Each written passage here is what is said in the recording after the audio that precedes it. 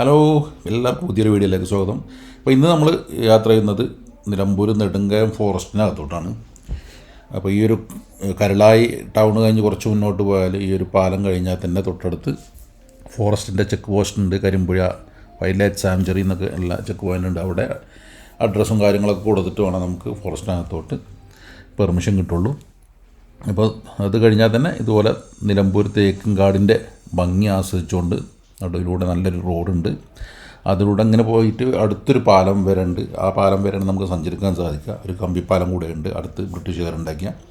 അത്രയും ഒരു ഏരിയയിലാണ് നമുക്ക് ടൂറിസ്റ്റുകൾക്ക് സഞ്ചരിക്കാൻ സാധിക്കുക.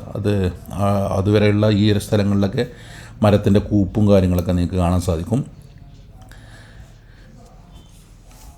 ഈ വൈൽഡ് ലൈഫ് സാങ്ച്വറി കൂടിയാണ്, മൃഗങ്ങൾ ധാരാളമുണ്ട്. ആനയും കടുവയും ഒക്കെ ഉള്ളൊരു ഏരിയയാണ്.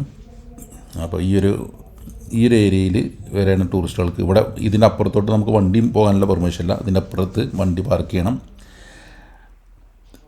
അതിനുശേഷം ഇതിൻ്റെ അങ്ങോട്ടും മുന്നോട്ട് നമുക്ക് നടന്നു പോകാനേ സാധിക്കുള്ളൂ.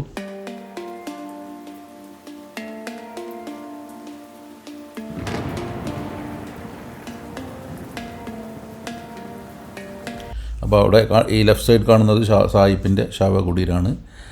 ഇതിനപ്പുറത്തോട്ട് കാടിലേക്ക് നമുക്ക് പെർമിഷൻ ഇല്ല. ഞാനിപ്പോൾ പോകുന്നത് എൻ്റെ സുഹൃത്തിനവിടെ പ്ലാന്റേഷൻ്റെ വർക്ക് കിടക്കുന്നുണ്ട് തേക്കിൻ്റെ. അപ്പോൾ അവന് പെർമിഷൻ ഉള്ളത് കൊണ്ട് മാത്രമാണ് അകത്തോട്ട് കയറാൻ പറ്റുന്നത്. അല്ലെങ്കിൽ പൊതുജനങ്ങൾക്ക് ഇതിലൂടെ കയറാനുള്ള പെർമിഷൻ ഇല്ല.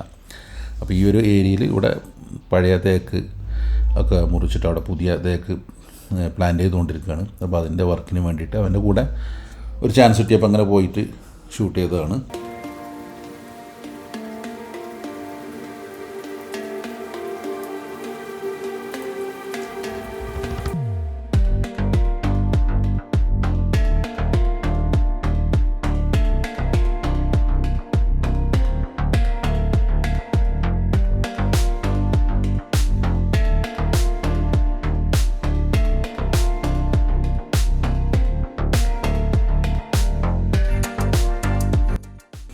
ഈ ഒരു 100-200 ഏക്കറോളം സ്ഥലത്ത് പഴയ തേക്കൊക്കെ മുറിച്ച് മാറ്റിയിട്ട് ഇപ്പോൾ അവിടെ പുതിയ തേക്ക് പ്ലാന്റേഷൻ ചെയ്തുകൊണ്ടിരിക്കുകയാണ്.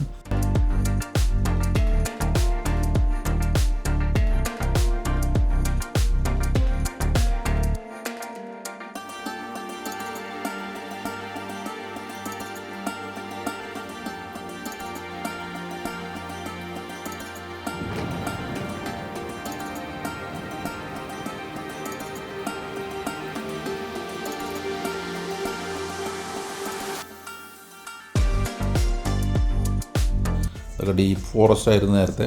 ആനകളും മറ്റു മൃഗങ്ങളൊക്കെ ഇറങ്ങുന്ന സ്ഥലമാണ് ഇത്. പുഴയുടെ കഴിവരി കേട്ടോ, നേരെ ബാക്ക് സൈഡിലാണ് വലിയ പുഴ വരുന്നത്. ഇതതിൻ്റെ കഴിവരി മാത്രമാണ്. നല്ല തെളിഞ്ഞ വെള്ളമായിരിക്കും നടുങ്ങ പുഴയിലൊക്കെ.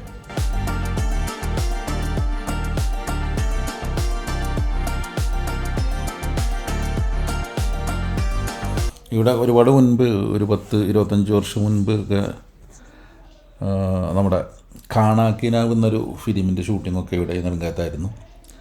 അത് കാണാമെന്നതൊക്കെ ഓർക്കുന്നുണ്ട്.